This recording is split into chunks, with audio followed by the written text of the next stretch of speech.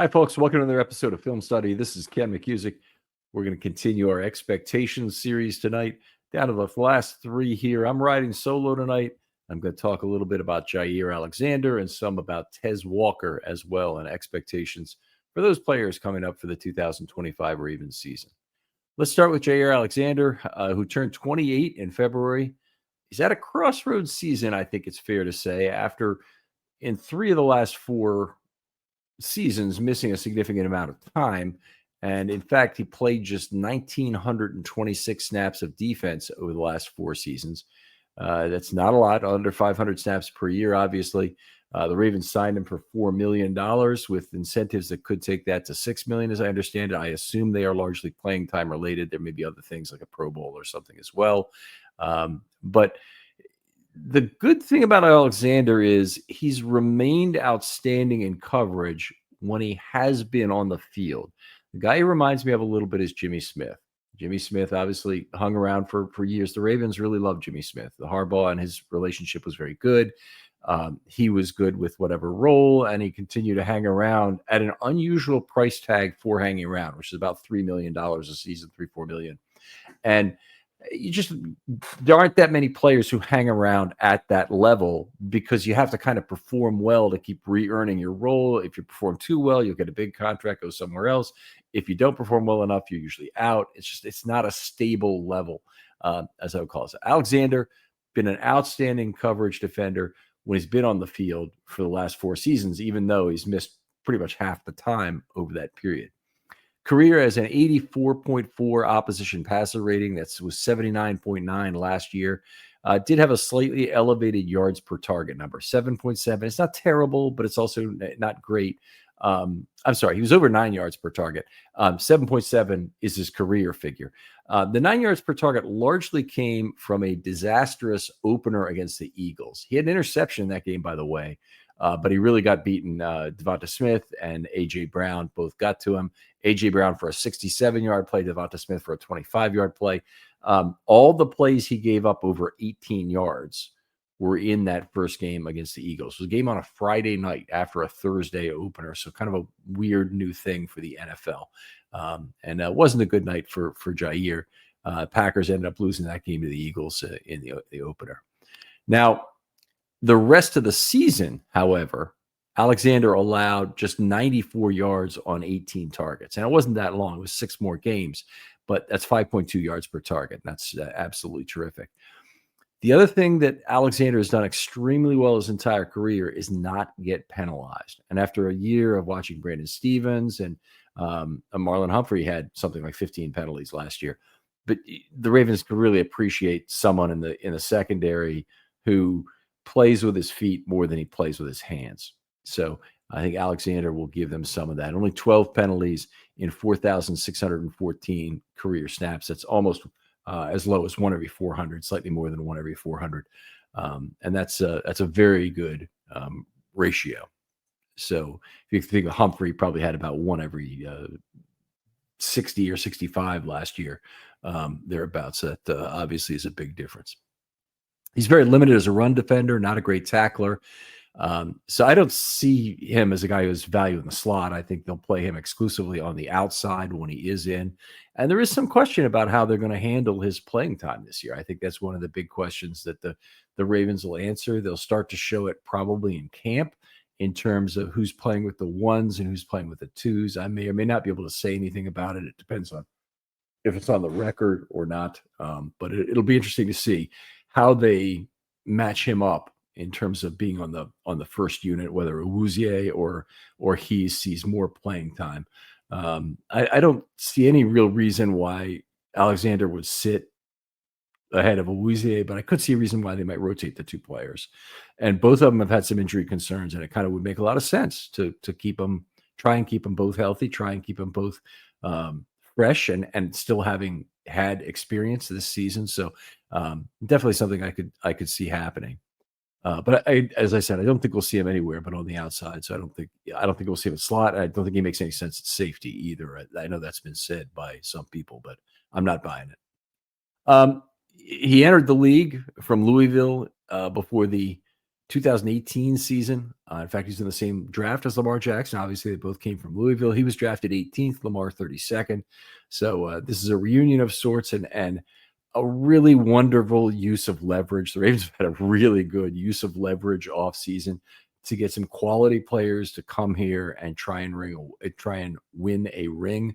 Awuzie is in that group as well, as a player who the Titans will pay his salary. He just pays a vet min offset for him, and he obviously is a tremendous bargain. In Alexander's case, cheap contract with a couple incentives that certainly looks like a very good price right now. And I think had the Ravens not lost Darius Washington, I think they might be in a position to not have made a signing like Alexander. But multiple things have happened so far this offseason. First of all, obviously the injury to Washington was extremely serious in terms of being one of the most versatile defenders in the entire league who gets lost. But beyond that, the Ravens' other corners haven't really stood out to me in camp. Longer Beam or Kone, the 6th-round picks, and certainly JAD is on the roster bubble right now. So we'll see if he even makes a team. If he does, which his chances were improved by the loss of Washington, he's still only a one-year solution, which is no better than Alexander or Awuzie because he'll be a free agent after this year. So, I think that the Ravens correctly identified the need for an additional quality corner so they don't become thin, or it takes them a little longer, let's say, to become thin at the position. Seems like no matter how much depth the Ravens stack up there, they eventually become thin because there are a lot of injuries, certainly at corner. All right. So I would expect Alexander to win the primary outside corner role. Now, what I think that'll look like is that he'll play in nickel and dime packages on the outside, but in base packages, we'll see Wiggins and Humphrey on the outside with 2 safeties and 4 total defensive backs, obviously, because it's the base defense. What we may see or may not is some significant rotation with Awuzie. And I don't see that coming from any other corner other than Alexander. It could be, Marlon Humphrey could be working through some injuries or, some soft tissue problems. And I guess that could happen to Wiggins too, of course, which means those guys could get on the field that way. But I think if you're talking about a group that's depth is still there, they're all healthy. I think Awuzie probably gets the junior share of snaps in an Alexander Awuzie relationship. So he'd be on the field in nickel and dime only. And if I had to guess, maybe a third or less of the snaps for Awuzie, with 2/3 going to Alexander. So that's just how I would see it playing out. Let's talk about what a good season is for Jaire Alexander. And I'd say, health has to be the first condition you put on any season for Jaire. 60th percentile, I'd say he plays 10 plus games and 500 plus snaps. Now, the snaps seem kind of reasonable based on what he's played the last 4 years. It's been just slightly under 500 snaps. So having him play 500 plus snaps and being healthy for 10 games doesn't seem unreasonable. He might have a little trouble getting to 500 snaps in exactly 10 games. I think there might be some, if he shares the position with Awuzie, he might or might not make it in that period of time. So it might mean more than 10 games to get that snap total. I'd say he continues to post solid coverage metrics and keeps his penalties to 1 every 250 to 300 or less. So if he stays in that range, he'll have completely come through on the penalty expectations for the Ravens. I don't think they could be unhappy with that. Fills the Jimmy Smith expectations for a cornerback with injury issues. So what play you do get is at a high level, and then he's just missing for part of the year. And I think it's reasonable to expect that Alexander is not going to be able to play 16 games. If I had to gamble on it, I'd probably say there's at least a 70% chance that he does not play 16 plus games. All right. And if all those things were to happen and he plays about 10 games, I think the Ravens are in the odd situation where they might retain him for another season, and they would want to.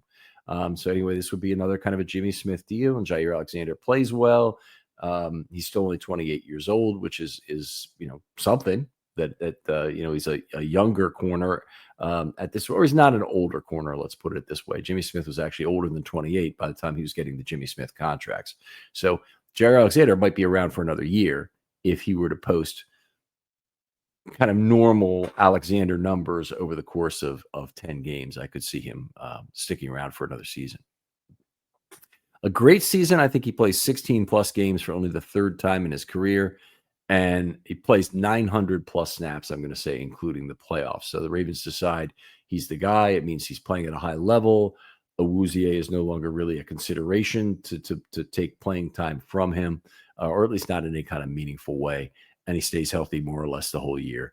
I do consider that pretty much an 80th percentile outcome. I don't think to get the 900 plus snaps in particular and prove that he's the guy for the whole year, I think that would largely be an 80th percentile outcome, even though I said 70% chance that he plays less than 16 games. I think he demonstrates the ability to play either side if he's needed. Now, I don't know what the Ravens are planning this year. They have some options. They did not do so well with Stevens always lined up at right corner because it meant that the X receiver was the big space budget, of course, was always lined up, and that led to some, I think, fairly unfavorable matchups. Now, they have a couple of ways they can deal with that. They can move Wiggins to right corner and play him every snap there. That might well be the answer. That would keep Humphrey at left corner / slot, and that means Alexander would be coming in at left corner. Wiggins says there's no difference left or right for him, but that's what any corner would say, that there's no difference left or right. I would be interested to see how that plays out. I think that if I had to guess, I think that's probably the most likely way they would do it.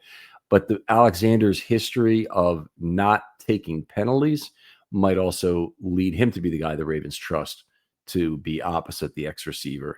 And if it's in the case of the bigger, more physical guys, Alexander's probably going to be a little bit less prone to be grabby or to get juked at the top of the stem. So I think his experience might really play well against some of the bigger receivers that line up at X. So I'd say beyond the snap totals, I think, and the demonstration, the ability to play other side, his coverage metrics include less than 7.5 yards per target, 7.5 or less, I'll say, and participation in at least 4 turnovers. I'm going to define that as follows: interception, a pass defense leaded to interception, so it could tip a ball to a safety, for example, a forced fumble or a fumble recovery. So participation in 4. He's had 19, I believe, in 76 career starts. So if he were to, play 16 games, it's a very reasonable expectation that he would be involved in 4 turnovers.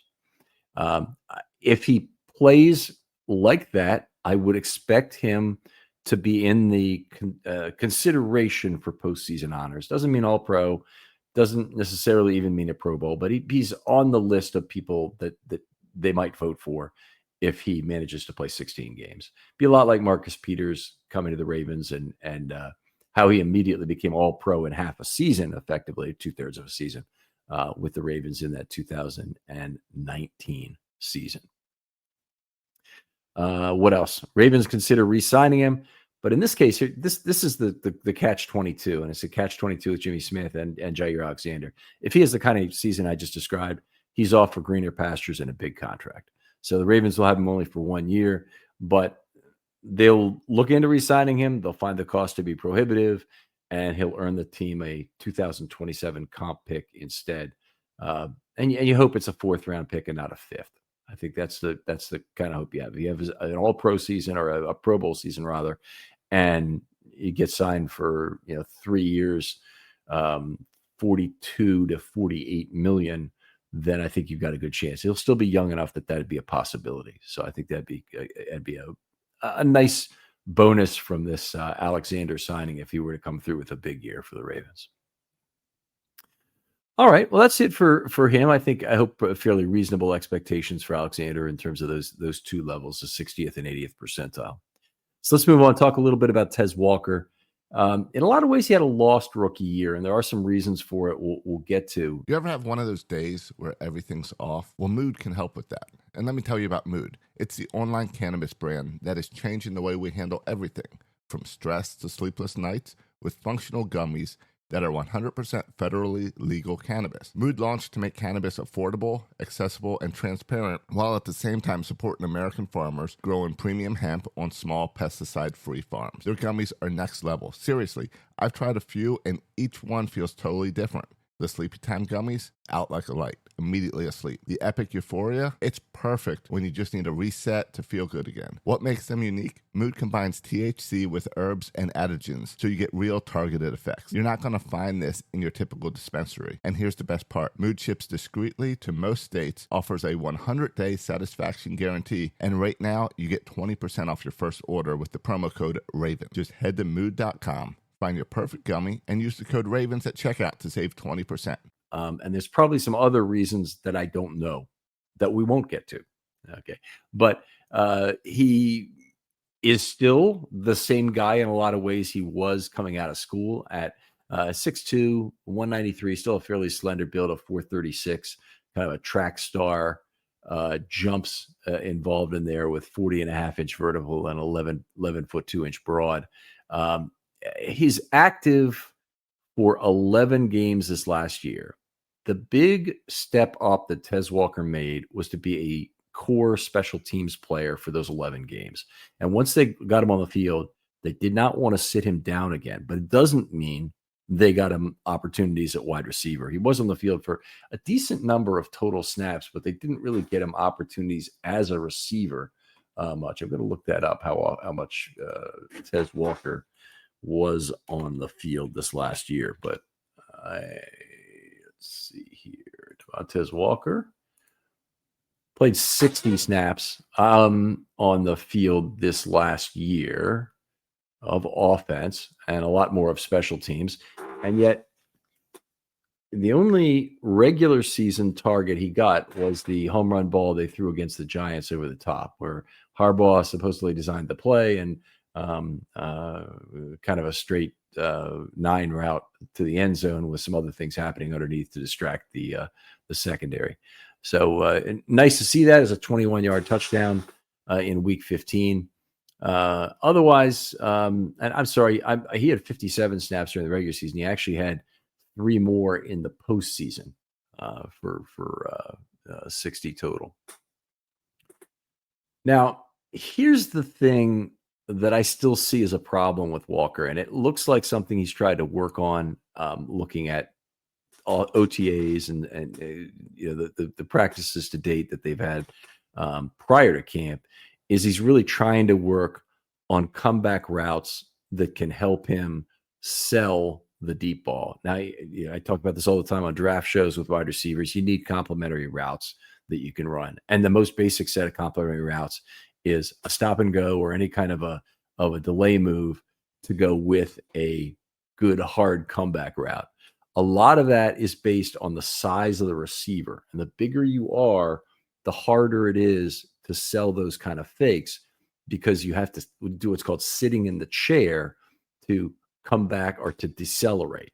And it's not just the fact that you show this hip decline or that you can do it quickly necessarily, but you generally speaking, you have to give up your movement earlier. And the opposite of that are Javonte Wester and Zay Flowers, who are able to just put their foot in the ground and turn. And that's a function, generally speaking, of their weight. You hope that's not doing any damage to either player's knees in that case, but they don't have to sit in the chair the way these 6 foot 200 guys or 6'2", 200 guys have to do it. And even the players like T. Higgins, who were very good with vertical routes and good at high pointing the football and whatnot, they still need that complementary comeback route in order to be effective deep. So Walker, a player who really needed to develop that this offseason. I think they probably gave that to him as offseason homework, and it's looked like from a little bit of OTAs that he's really tried to do that. Part of it is just learning something that you learn probably in about 5th or 6th grade when you're playing football, is just to come back for the football hard. If you leave your quarterback hanging out to dry, if you sit there and wait for the ball to come back, you really need to come back for the football. And in the NFL, the ball doesn't take as long to get there, but the defensive backs are also pretty damn good about undercutting routes. So you've got to be good at coming back for the football. And in his case, he just needs to be able to sell it. He was terrible at this at UNC. That was the weak part of his game, was he didn't really have any kind of hitch game to go with his vertical threadiness. So it's the element of his game that's missing. By the way, I think Walker is one of the potential real breakout stars for the Ravens if he gets that done.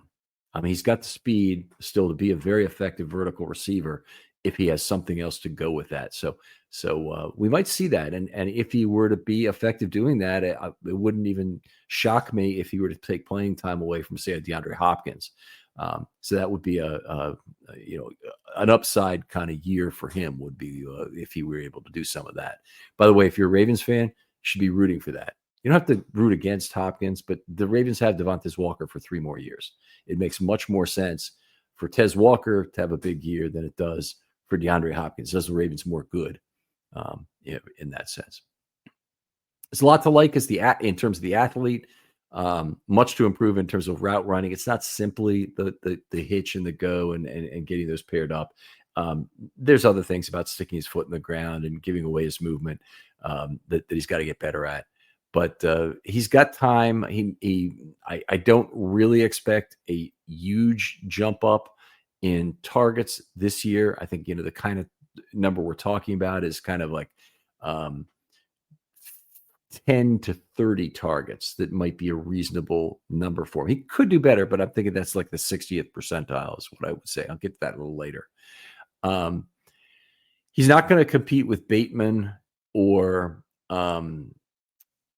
Flowers directly for snaps. What may help him get snaps is that the Ravens running a fresh legs offense. So if their goal is to rotate receivers pretty much every snap, not worry too much about how much time they're taking in the huddle. They'll still get to the line of scrimmage fairly quickly, but getting getting fresh legs in against tired defenders on a regular basis, that would be a case where Walker could get a lot more snaps. It's also a good way for a Tylan Wallace to get more snaps as well. So Wallace is a player that he may be fighting for snaps with. And one of the things he'll need to do if he wants to beat Wallace out of snaps is to become a good run blocker. So that's something that he ought to know. It ought to be high on his priority list. He's a good special teams player already. He can continue that.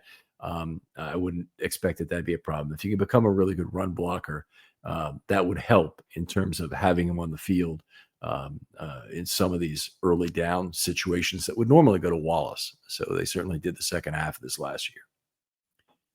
A couple things. I think, opportunities will come on offense with special teams play. Harbaugh loves special teams play, obviously, and he will push for some plays to be in there, a package of plays for Walker, if Walker is giving high effort on special teams. So I think it's the easiest way into Harbaugh's good graces is for him to play well there. I would say also that he really needs, of all the players, he really needs to have a healthy camp and preseason. Really demonstrate what he can do, show how far he's come forward in terms of the comeback routes and other route running as well, but show what he can do in this preseason. It's going to be some or a significant portion of his live fire for the whole year.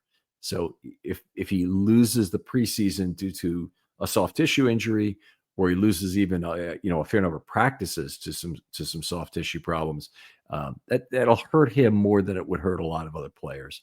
If Bateman has a soft tissue injury of some sort, it's not going to matter. He's still going to be starting in the opener. If Walker does, he'll miss an important opportunity to compete. So let's talk about what a good season is. For him, I'd say he plays well in the preseason, carves out a role, gets about 10 to 30 snaps in 2025. I think he has to do enough as a run blocker to stay on the field and improve his route running as a complement to his deep threat ability. So all the things I've basically said before. His yak also, it'd be ideal if that improved to contribute to a yards per target of 7.5 or more. That's a pretty darn low target.